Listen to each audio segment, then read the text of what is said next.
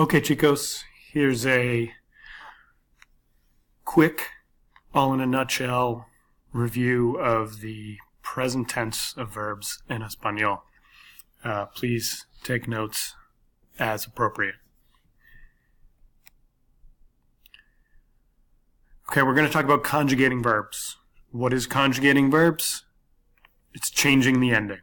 Why do we change the ending? Well, really to show two things. One is to show who is doing the action. The other is to show when that action is happening. The when in this case is the present tense, now or all the time or often or something like that. Okay, and we use these pronouns to show who's doing the action and change the ending to match accordingly. So when we conjugate the verbs, there are going to be 6 forms. One to show that I, you, he, or she, or usted, the you formal, right? And then in the plural side, we, you all, which is the vosotros, only used in Spain, so that's why it's bracketed off here. And then the they form is for, a mixed or masculine group, all feminine group, or here we have the you all formal, which uses the same ending.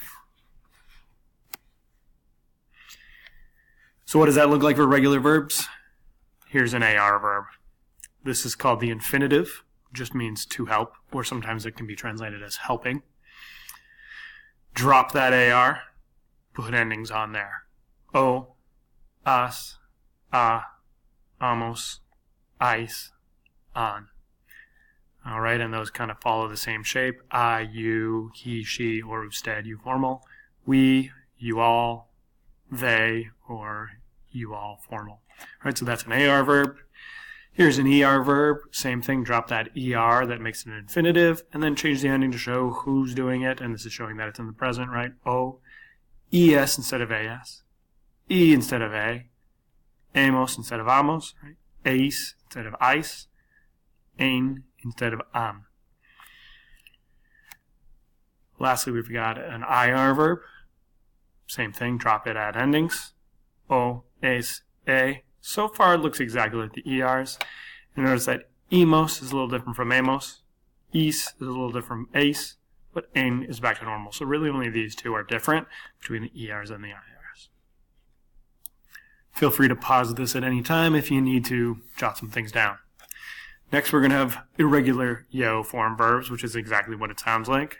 They are irregular in the yo form, right? So hacer, if you look at the rest of these, right, ER verb, these are the same endings that we had on the regular ER verb.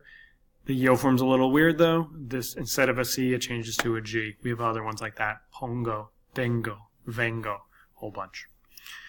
That happens slightly differently with conducir. Again, the rest of the forms are normal. Conduzco is your yo form. Conocer works that way too. Conozco. All right, and this one's even stranger. Dar, well, these are actually regular AR endings. It's just a really short verb. Yo form is doy. Right? You have other ones like saber, where the yo form is se. Right? So some is just pretty extreme change. All right, next we have stem-changing verbs, otherwise known as boot verbs. They can change in several different ways. I'm going to show you 2 examples here and 2 on the next slide. That is all the examples that you could need. All right, here we have U changing to a UE and an E changing to an IE.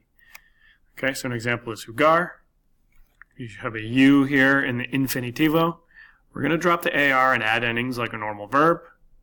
That's a typo, it should be just one IS. But the stem, meaning the part we keep after we drop the AR and add endings, also has a change. Changes to a UE. Okay? Same thing happens over here with querer.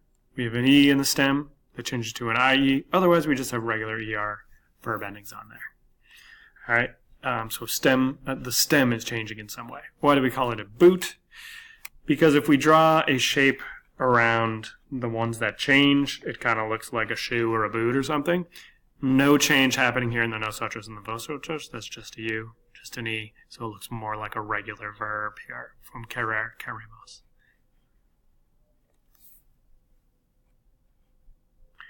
Okay, you can also have verbs that have an O to UE change, or an E to just an I. So example of an O to UE is poder, to be able to. Example of venir to I is repetir, to repeat. We all know repite, por favor. So you can see here the O is changing to a UE in the boot, not outside of the boot. The E is changing to an I in the boot, not outside of the boot. Okay, those are major categories, but there are some things that don't quite fit into those categories. For example, the very common verb tener, the very common verb ser, and the very common verb ir. All obviously really common verbs. Have, be, go. These are just funky. I mean, tener is basically a boot, except it's also an irregular yo form like hacer. Alright, so you've got your IE down here, and these not having the IE, right? But you've also got a go there like hago. Ser, just totally bizarre. Soy eres es, right? That doesn't look anything like it. It's just irregular. Same thing with ir. There are some things that are sort of normal about it. You know, an S on the end, a mos on the end, an N on the end. It looks like you can tell who's doing the action, but very unusual compared to the root there of the infinitive. All right, and then we have a group of verbs which are really a group of pronouns called reflexivos. These are verbs that tend to have an extra little word stuck with them. They're not really their own category of verbs, but we just often put these things on there. So one example is ponerse, right? We've all seen these where you've essentially got poner, that's your infinitive, to put.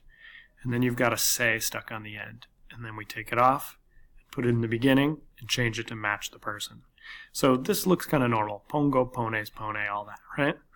And we put these pronouns on the front, me, te, se, nos, os, se, usually to show that the action is being done to yourself. So I put on is like I put it on myself, you put it on yourself, they put it on themselves as if they're putting on their jackets or something like that.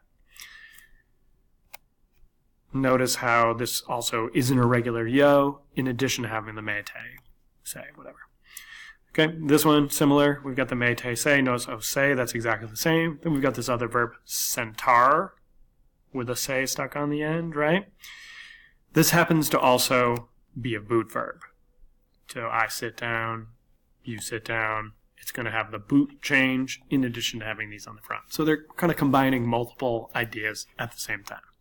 Okay, so that pretty much wraps that up. So make sure your notes have a little section for regular, irregular yo, stem change, and completely irregular and reflexive, at the very least, with one example of each. Hopefully you feel pretty comfortable with some, and if you need some review with some of them, that's okay too. We'll be practicing. Hasta luego.